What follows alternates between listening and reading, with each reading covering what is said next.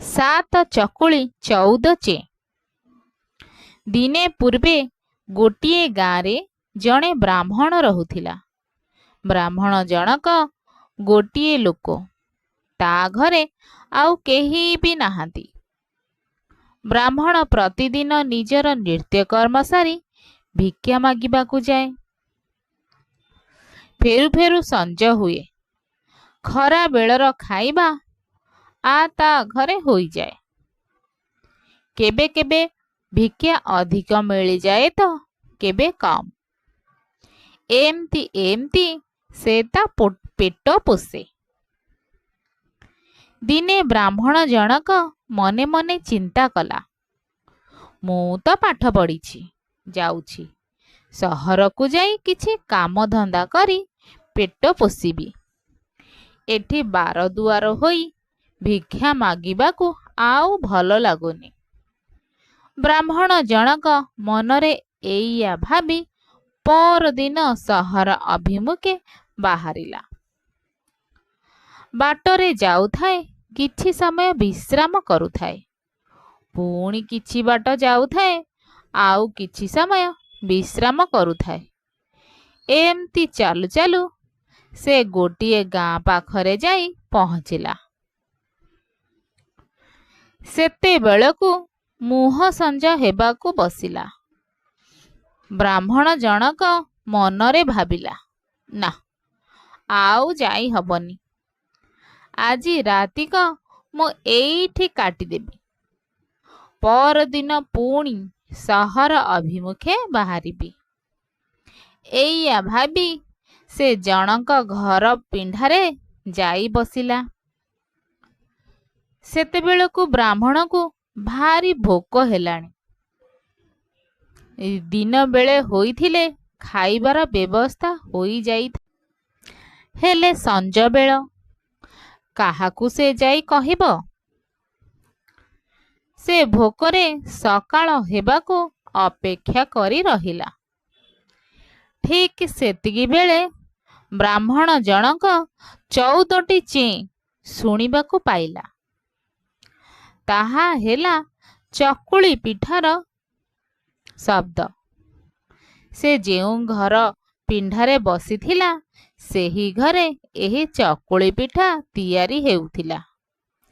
ପ୍ରଥମେ ତାୱାରେ ପକେଇଲା ବେଳେ ଗୋଟାଏ ଚେଁ ଶବ୍ଦ ହେଉଥିଲା, ଆଉ ତାକୁ ଓଲଟେଇଲା ବେଳେ ପୁଣି ଆଉ ଗୋଟାଏ ଚେଁ କରି ଶବ୍ଦ ହେଉଥିଲା। ଏମିତି ଏମିତି 14ଟି ଚେଁ ସେ ହେଲା। ବ୍ରାହ୍ମଣ ଜଣକ ଜାଣିପାରିଲା ଯେ ଏଇ ଘରେ ଏବେ 7ଟି ପିଠା ତିଆରି ହେଲା। ଠିକ୍ ସେହି ସମୟରେ ଘରର ମାଲିକ ଦାଣ୍ଡ ଦୁଆରକୁ ଆସନ୍ତି। ସେ ଗୋଟିଏ ବ୍ରାହ୍ମଣକୁ ଦେଖିବାକୁ ପାଇଲା। ଘରର ମାଲିକ ଜଣକ ପଚାରିଲା, ତୁମେ କିଏ? ଆଉ ଏଠି କ'ଣ କରୁଛ? ତୁମେ ତ ଏ ଗାଁର ବୋଲି ଜଣାପଡ଼ୁନ। ବ୍ରାହ୍ମଣ ଜଣକ କହିଲା, ଆଜି ମୁଁ ପାଖ ଗାଁରୁ ଆସିଛି। ଏହି ବାଟ ଦେଇ ସହର ଅଭିମୁଖେ ଯାଉଥିଲି। ସଞ୍ଜ ହେଲାରୁ ଏଠି ଅଟକି ଗଲି। ଆଜି ରାତିକ ଏଠି ରହିବି, କାଲି ପାହାନ୍ତାରୁ ଉଠି ଚାଲିଯିବି। ଏହା କହି ବ୍ରାହ୍ମଣ ଜଣକ କହିଲା, ମୋତେ ଭାରି ଜୋରରେ ଭୋକ ହେଉଛି। ଯଦି ବ୍ରାହ୍ମଣକୁ କିଛି ଖାଇବାକୁ ଦିଅନ୍ତେ, ତେବେ ତୁମର ମଙ୍ଗଳ ହେବ। ଘରର ମାଲିକ କହିଲା, ହେଲେ ଆମ ଘରେ ତ କିଛି ଖାଇବାକୁ ନାହିଁ। ବ୍ରାହ୍ମଣ ଜଣକ କହିଲା, ବର୍ତ୍ତମାନ ତ 7ଟି ପିଠା ତିଆରି କଲେ, କ'ଣ ସଙ୍ଗେ ସଙ୍ଗେ ସରିଗଲା? ଏହା ଶୁଣି ମାଲିକ ଜଣକ ଆଶ୍ଚର୍ଯ୍ୟ ହେଲା।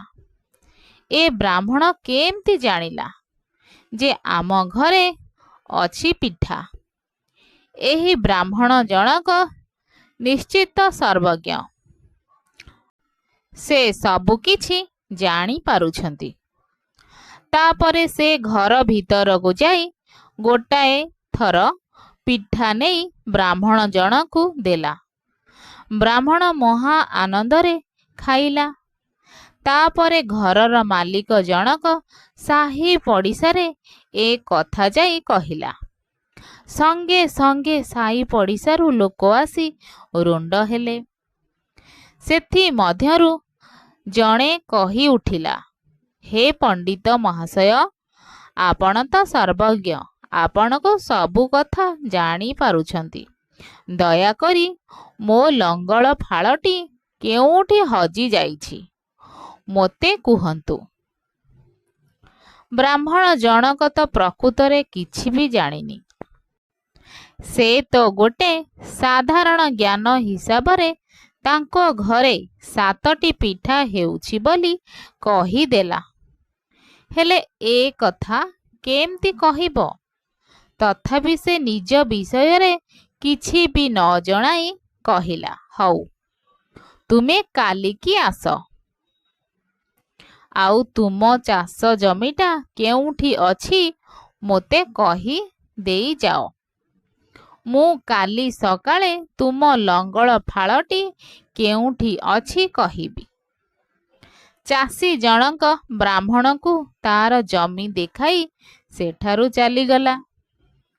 ଏଣେ ବ୍ରାହ୍ମଣ ଜଣକ ତା ଚାଷ ଜମିକୁ ଚାହିଁ ଅନେକ ଖୋଜାଖୋଜି କଲା।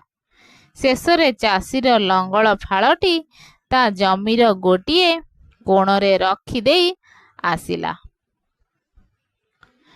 ସକାଳ ହେଲାରୁ ଚାଷୀ ଏବଂ ଗାଁର କିଛି ଲୋକ ବ୍ରାହ୍ମଣ ପାଖରେ ଆସି ପହଞ୍ଚିଲେ। ବ୍ରାହ୍ମଣ ଜଣକ କହିଲା, ଆପଣଙ୍କ ଲଙ୍ଗଳ ଫାଳଟି ଆପଣଙ୍କ ଜମିର ଗୋଟିଏ କୋଣରେ ଅଛି। ଯାଇ ତାକୁ ନେଇ ଆସ। ଚାଷୀ ଜଣକ ନିଜ ଜମି ପାଖକୁ ଚାହିଁ ଦେଖେ ତ ତା ଲଙ୍ଗଳ ଫାଳଟି ଥୁଆ ହେଇଛି। ଚାଷୀ ଜଣକ ତାକୁ ନେଇ ସିଧା ବ୍ରାହ୍ମଣ ପାଖରେ ଆସି ପହଞ୍ଚିଲା। ବ୍ରାହ୍ମଣର ଗୋଡ଼ ତଳେ ପଡ଼ି ତାଙ୍କର ଜୟ ଜୟକାର କଲା। ସେହି କଥାଟି ସଙ୍ଗେ ସଙ୍ଗେ ଚାରିଆଡ଼େ ପ୍ରଚାର ହୋଇଗଲା। କଥାଟି ରାଜାଙ୍କ କାନରେ ଯାଇ ପଡ଼ିଲା।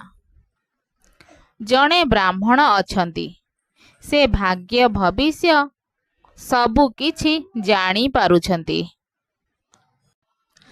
ରାଜା କିଛି କର୍ମଚାରୀଙ୍କୁ ବ୍ରାହ୍ମଣକୁ ଆଣିବାକୁ ଆଜ୍ଞା ଦେଲେ। ବ୍ରାହ୍ମଣ ଜଣକ ସହର ଅଭିମୁଖେ ବାହାରନ୍ତେ ରାଜାଙ୍କ କର୍ମଚାରୀ ଆସି ପହଞ୍ଚିଲେ ଏବଂ ବ୍ରାହ୍ମଣକୁ ରାଜାଙ୍କ ଦରବାରକୁ ନେଇ ଚାଲିଗଲେ। ରାଜା ପଚାରିଲେ, ତାହେଲେ ତୁମେ ସବୁ କିଛି ଜାଣିପାରୁଛ? ତୁମେ ସମସ୍ତଙ୍କ ଭାଗ୍ୟ ଭବିଷ୍ୟ ବିଷୟରେ କହିପାରୁଛ? ତେବେକ କୁହ, ମୋ ହାତରେ କ'ଣ ଅଛି? ରାଜା ନିଜ ହାତକୁ ମୁଠା କରି ପଚାରିଲେ। ବିଚରା ବ୍ରାହ୍ମଣ କ'ଣ ବା କହିବ? ସେ ତ ତନ୍ତ୍ରମନ୍ତ୍ର ଭାଗ୍ୟ ଭବିଷ୍ୟ ବିଷୟରେ କିଛି ବି ଜାଣିନି।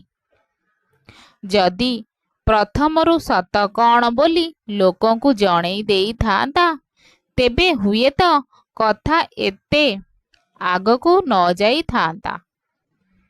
ହେଲେ ଏବେ ବହୁତ ବିଳମ୍ବ ହୋଇଗଲାଣି। କଥା ଆସି ରାଜାଙ୍କ ପାଖରେ ପହଞ୍ଚିଲାଣି। ଏ କଥା ସେ ମନେ ମନେ ଭାବୁଥାଏ, ଆହୁରି ଭାବୁଥାଏ, ମୁଁ ତ ରାଜାଙ୍କ ହାତରେ କ'ଣ ଅଛି ବୋଲି କହିପାରିବିନି। ରାଜାଙ୍କ ହାତରେ ଆଜି ମଲି। କଥାଟି ବ୍ରାହ୍ମଣର ମୁହଁରୁ ଅଜାଣତରେ ବାହାରି ପଡ଼ି ଯାଇଥିଲା। କଥାଟି ତା ଜୀବନ ବଞ୍ଚେଇଲା। ଯେ ରାଜାଙ୍କ ହାତରେ ଅଛି ମଲି। ସେତେବେଳେ ରାଜା ବ୍ରାହ୍ମଣକୁ ପୁରସ୍କାର ଦେଲେ। ବ୍ରାହ୍ମଣ ମଧ୍ୟ ସହରକୁ ନ ଯାଇ ନିଜ ଗାଁକୁ ଫେରିଲା। ଯଦି ଆପଣମାନଙ୍କୁ ଗପଟି ଭଲ ଲାଗିଥାଏ ତେବେ ନିଶ୍ଚିତ ସବସ୍କ୍ରାଇବ୍ କରିବେ। ଧନ୍ୟବାଦ।